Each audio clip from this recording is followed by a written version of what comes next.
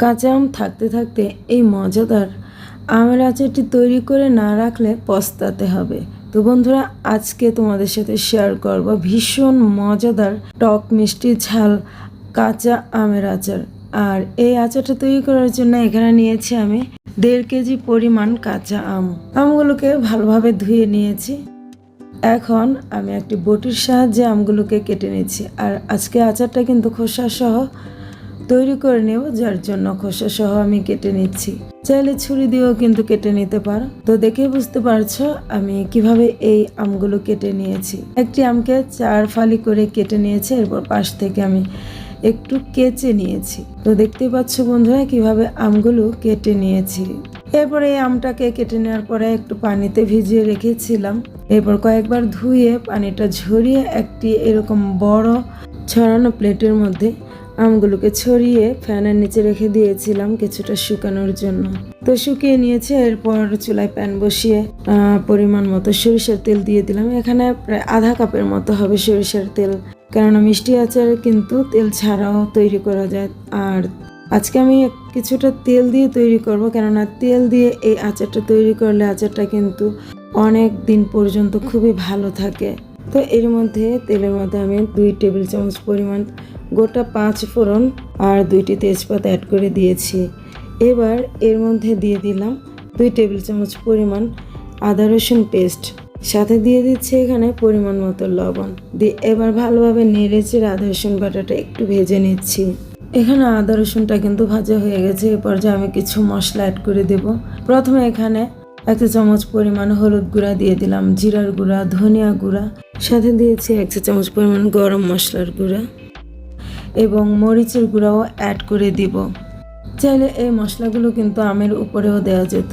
তো আজকে আমি মশলাগুলোকে একটু তেলে ভেজে নেব। দিয়ে দিলাম এখানে পরিমাণ মতো মরিচের গুঁড়া, ঝালটা কম বেশি দেওয়া যাবে। আর যেহেতু আমি এখানে পরে চিলি ফ্লেক্স অ্যাড করব, যার জন্য একটু কম করে দিয়ে দিলাম। এরপর শুকিয়ে নেওয়া সেই আমগুলো দিয়ে বেশ কিছুক্ষণ আমি একটু তেলের মধ্যে ভেজে নিয়েছিলাম। এবার এর মধ্যে চিনি অ্যাড করে দিয়েছি। এখানে 1.5 কাপ পরিমাণ চিনি অ্যাড করে দিয়েছি। এবার নেড়ে চেড়ে ভালোভাবে মিশিয়ে নেব। এরপর চিনিটা গলে যাওয়া পর্যন্ত এই আমটাকে জাল করে নিচ্ছি। এর মধ্যে চিনিটা কিন্তু গলে পানি হয়ে গেছে, দেখতে পাচ্ছ বন্ধুরা। আর অল্প আছে যেহেতু আমি আচারটাকে জাল করে নিচ্ছি, আচারের কালারটা কিন্তু খুবই সুন্দর হচ্ছে। তো এখানে অ্যাড করে দিচ্ছি 2 চা চামচ পরিমাণ ভাজা 5 ফোড়নের গুঁড়া, দিয়ে দিব এখন 2 চা চামচ পরিমাণ চিলি ফ্লেক্স। এরপর অ্যাড করে দিচ্ছি এখানে ভাজা মশলার গুঁড়া, জিরা আর ধনিয়ার গুঁড়াটা ভেজে নিয়েছিলাম। এবার এখানে অ্যাড করে দিলাম 1 চা চামচ পরিমাণ বিট লবণ।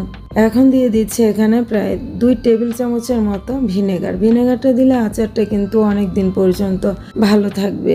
এবার নেড়ে চেড়ে মিশিয়ে নিচ্ছি। এরপর বেশ কিছুক্ষণ সময় ধরে কিন্তু এই চিনির শিরাটাকে শুকিয়ে নিতে হবে। আর আচারটা কিন্তু অবশ্যই ধৈর্য সহকারে অল্প আঁচে বেশ কিছুক্ষণ সময় নিয়ে তৈরি করতে হবে। আচারটা যতটা সময় নিয়ে রান্না করা হবে আচারের কালারটা কিন্তু তত বেশি সুন্দর হবে।